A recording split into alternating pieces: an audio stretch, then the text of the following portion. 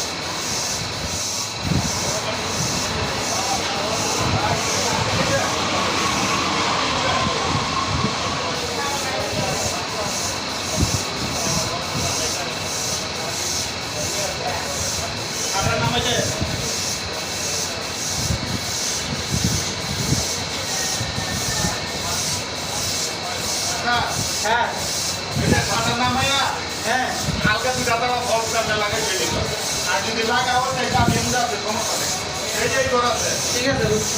এই ঘরটা লাগে ভেজে খালি সাদা নামাই ভেজে ঠিক আছে।